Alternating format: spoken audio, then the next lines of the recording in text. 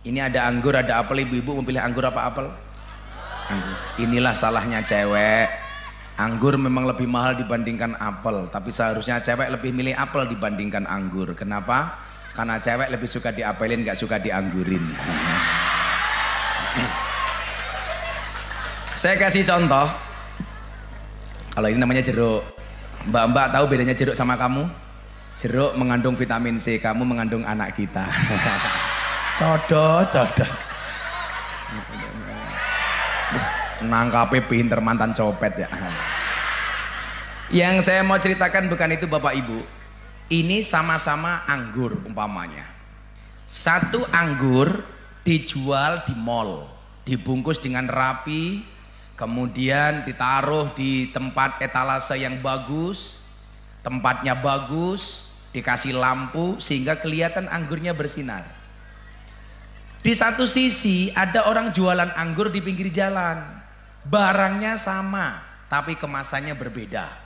Yang satu dianggap kualitas mall. Kan kalau ibu-ibu Tegal ini hobinya 3, ngemil, ngemol, ngomel. Biasanya jilbabnya pink. Nah, yang satu kualitas kaki 5. Bisa jadi barang yang di kaki 5 itu lebih bagus kualitasnya dibandingkan yang di mall. Tapi fakta yang terjadi kemudian adalah, mohon maaf, yang di mall barangnya mungkin tidak lebih bagus dibandingkan yang di kaki 5, harganya mahal, dan ketika ada orang beli nggak perlu nawar. Harganya berapa? Harganya pas 5.000. Nggak pernah di mall kok nawar. Boleh nggak 2,5? Enggak. Padahal mohon maaf kualitas barangnya mungkin lebih jelek dibandingkan yang di kaki 5. Sementara yang di kaki 5 mohon maaf ini barangnya lebih bagus.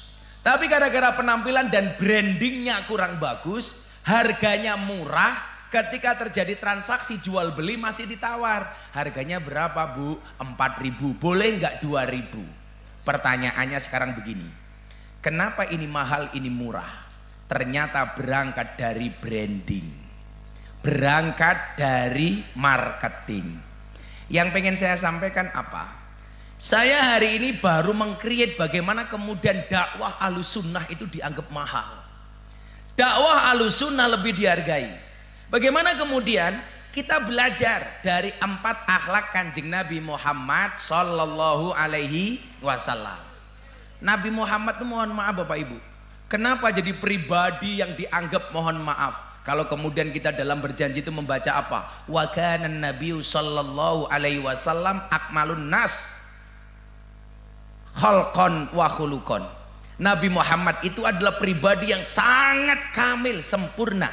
Khalqan wa khuluqan. Tidak hanya akhlaknya tapi juga bentuk orangnya.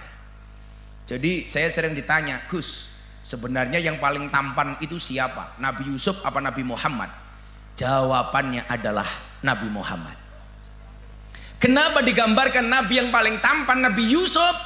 Karena ketampanan Nabi bisa digambarkan. Sementara ketampanan Nabi Muhammad tidak bisa digambarkan.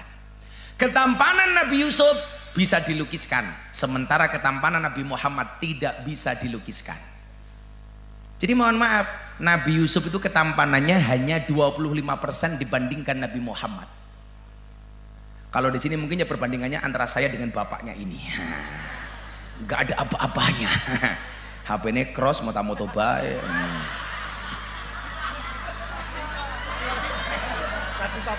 Oh Pak Parihin. Wong HP ini nyong sing iPhone biasa bae. HP ini cross moto. Arane Pak siapa ki? Ustadz Zainal Abidin. Almarhum. Nih Al-Mukarram kok almarhum. Ustadz Zainal Abidin. Mudah-mudahan mewarisi akhlaknya cucunya Kanjeng Nabi. Amin. Nah, Bapak Ibu yang saya muliakan, ada 4 akhlak Rasulullah yang sering kita baca dan bisa kita jadikan suri tauladan. Anda mau berbisnis, nyontoh 4 sifat dan akhlak ini, pasti Anda akan menjadi bisnismen yang unggul. Amin. Anda jadi pedagang dengan 4 akhlak Nabi ini, pasti Anda akan menjadi pedagang yang jujur, amin. Anda menjadi pejabat, nyontoh ini insya Allah pejabat yang selamat, amin.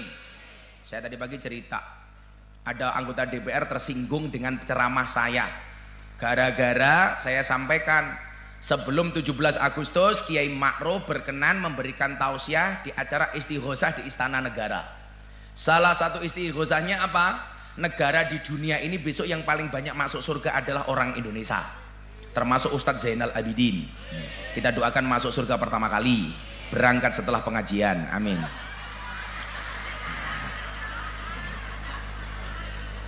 Amin ya. Ya jangan nesu ya. Singkat cerita, alasan Kiai Ma'ruf mengatakan, kok saya terganggu dengan warna pink ya.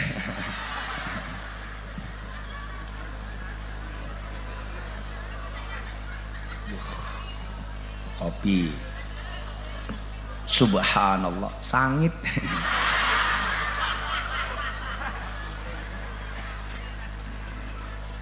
Mari Ustadz, kopi Ustadz. Al-Qahwah. Apa Bu? Hah? Kacamata dibuka. Kok Anda nafsu sekali ya? Yang sabar ya. Sorry ya, mataku terlalu indah untuk kamu nikmati. Saya buka kacamata janda kelepek-kelepek tahu. Ganteng banget. Cukup mata saya diwakili sama matanya Pak Polisi, Qadir. Ini weteng mau aja gede-gede, Dir. Masa polisi wetengnya kayak iya. Wetengnya cilik aja kayak saya gini loh, Dir, kayak Pak Tentara ini. Cowok itu kalau perutnya besar, Dir, manuknya cilik kayak gini.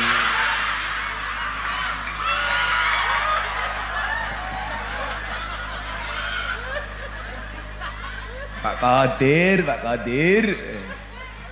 Saya terima kasih Pak Tentara, Pak Polisi mau ngaji, mudah-mudahan selamat. Manusia itu dimatikan sebagaimana kebiasaan dia hidup. Jadi kalau ada orang biasa ngaji, matinya pas pengajian, amin. Biasa solawatan, matinya pas solawatan, amin. Polisi juga sama, kamu polisi ngaji insya Allah ketika mati dikasih tempat terbaik pas ngaji. Tapi kalau polisi dolannya pinggir jalan tok ya matinya tabrak truk.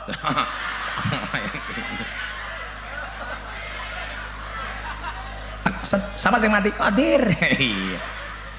Mudah-mudahan Pak Qadir panjang umur, amin.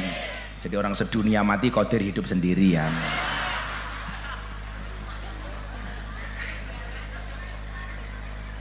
Ini pasti Pak Qadir ini Bimas Pak Qadir ya? Bimas kelihatan. Saya ngelihat polisi itu Beb, ini Bimas apa Intel Beb? Nggak perlu lihat seragamnya Beb, cukup dari batuknya saya bisa membedakan Beb. Kalau Intel itu batuknya ditahan-tahan Beb. Intel, karena ngawasi. Tapi kalau Bimas, itu Bimas biasa. Siapa Qadir kayak gitu.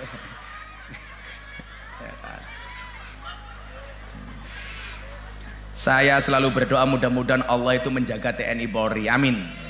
Ini zaman-zaman fitnah, zaman-zaman ujian, musibah untuk TNI Polri.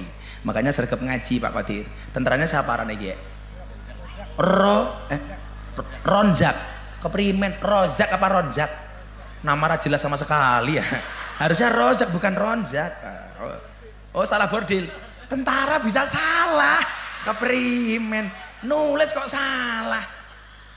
Kayak tadi siang saya di SMK Tarup saya bilang santri saya mau daftar tentara, akhirnya tes terakhir nggak diterima gara-gara giginya jelek. Langsung komandannya saya telepon panitia, kenapa santri saya ditolak jadi tentara? Mohon maaf Gus, giginya jelek. Akhirnya saya jawab, panitia tentara kamu ingat, besok tentara perang itu tembak-tembakan bukan cokot-cokotan, tak bilang gitu kan.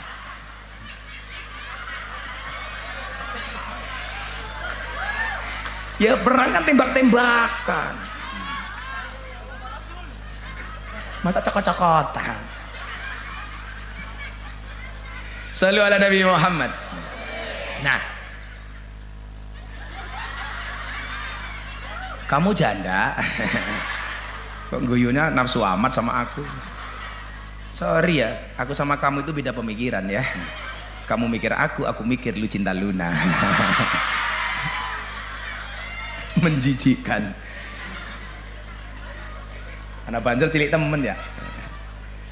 Nah, apa 4 sifat Kanjeng Nabi, akhlak Kanjeng Nabi yang bisa kita contoh? Sebagaimana sering kita baca, ada sidiq, ada amanah, ada tablik, ada fatonah. Apa maning ya? Oh, berdiri dia. Saya berdiri. Kowe iki infak 1000 ngatur-ngatur.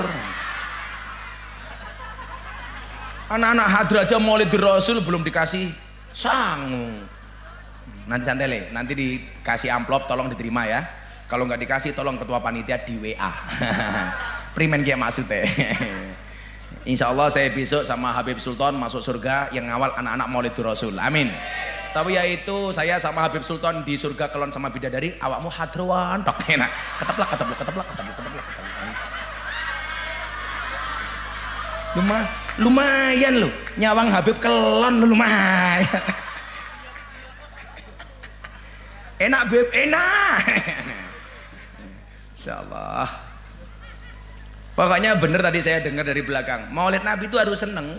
Makanya kenapa? Karena ini hari menyambut hari kelahiran Kanjeng Nabi. Abu Lahab saja seneng hari lahirnya Kanjeng Nabi, siksanya hari Senin dikurangi oleh Allah. Apalagi kita yang punya iman ikut Kanjeng Nabi. Qul in kuntum tuhibbunallah fattabi'uni yuhibbukumullah. Maka hari ini yang mengikuti Nabi insya Allah pulang dari sini mendapatkan cintanya Allah. Amin. Tapi saya pesan sama Pak Ronjak, secinta-cintanya kamu dengan Allah, please jangan berinisiatif untuk menemuinya ya. Bahaya, mate. Yang pertama sidik. Ini kalau kita ngomong branding ya. Maka mohon maaf, mohon izin Bib, saya tuh mencoba membranding dakwah itu tidak menjadi sesuatu yang dianggap pinggiran, tetapi menjadi sesuatu yang eksklusif, yang mahal. Artinya apa? Supaya anak-anak santri ini punya harapan besok menjadi ustadz-ustadz yang keren. Amin. Ya tadi itu loh, saya sama Ustadz Zainal Abidin sama-sama ustadz tapi brandingnya beda. Sama-sama di atas panggung, amplopnya beda. Bukan kok saya lebih baik dibandingkan Ustadz Zainal Abidin, tapi brandingnya Gus Miftah lebih mahal dibandingkan Abidin. Bukan begitu Ustadz. Malah bikin status WA ya ini rada kentir, cangkem.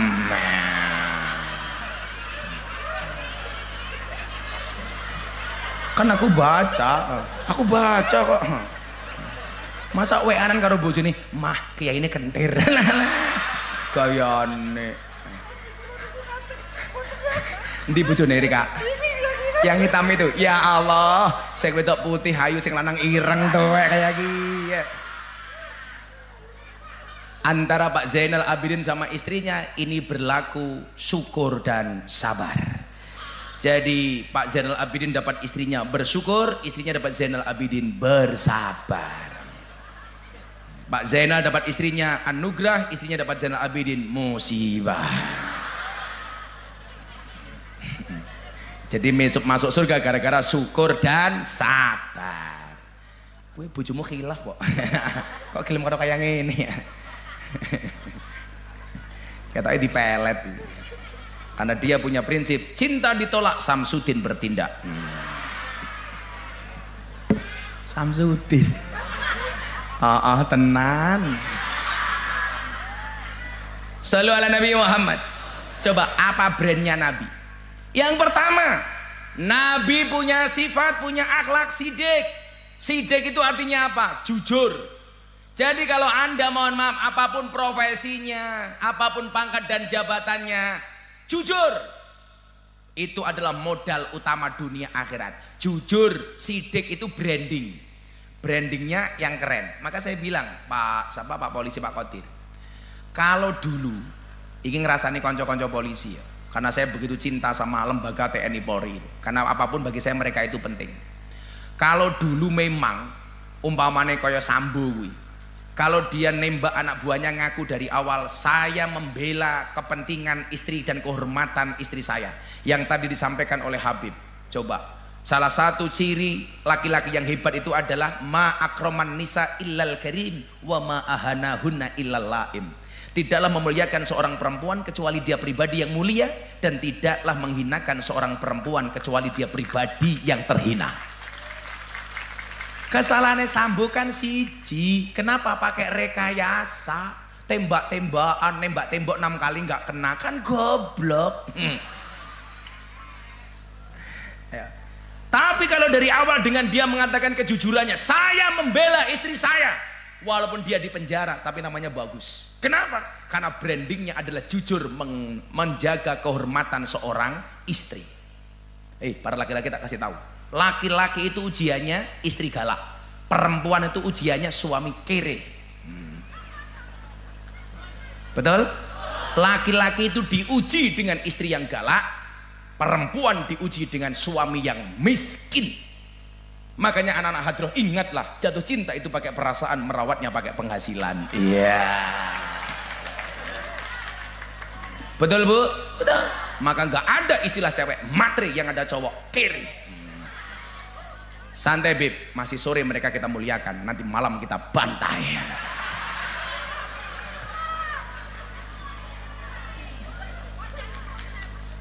Sing tua tepuk tangan. Ya Allah, ya Allah. Maka mohon maaf, kesalahannya apa? Jujur. Kenapa tidak jujur dari awal? Hari ini mohon maaf Bapak Ibu, jujur ini menjadi satu hal yang mahal. Saya satu ketika datang ke kantin bekas kampus saya di IAIN. Gara-gara apa? Saya punya pengalaman, dulu saya bohong bayar di kantin. Kan biasa, kita itu dulu nggak punya uang, makan tempe 5 ngakunya telu. Aku pernah dana lah, ngomong apa pernah ngobo tahu. Beb Sultannya tahu. Ya Beb ya. Jadi dulu kan saya sering, karena saya miskin banget zaman kuliah itu, lapar banget, makan gorengan 5 ngakunya 3, mangan sego kucing 3 ngakunya 2. Lah pas saya sudah punya uang, saya datang ke kampus saya temui penjualnya kantin. Bu, masih ingat saya enggak? Lali Gus. Loh, saya dulu sering makan di sini. Dia saya kasih uang 1 juta. Saya bilang, mohon maaf ya Bu, saya dulu sering bohong. Bohong apa Gus? Saya dulu sering kalau makan di sini, makan berapa ngakunya berapa. Tolong saya dihalalkan. Dia bilang, alah Gus, kula pun lali. Loh, ini bukan persoalan lali, saya dosa. Saya dosa. Makanya ingat, suami itu hati-hati. Sekarang sepandai-pandainya kamu menyimpan istri muda, pada akhirnya tetap tua.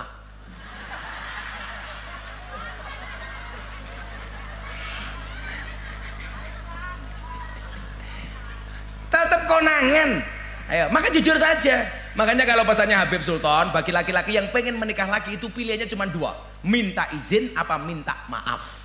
Kalau minta izin terang-terangan di awal, kalau minta maaf sudah ketahuan baru minta maaf.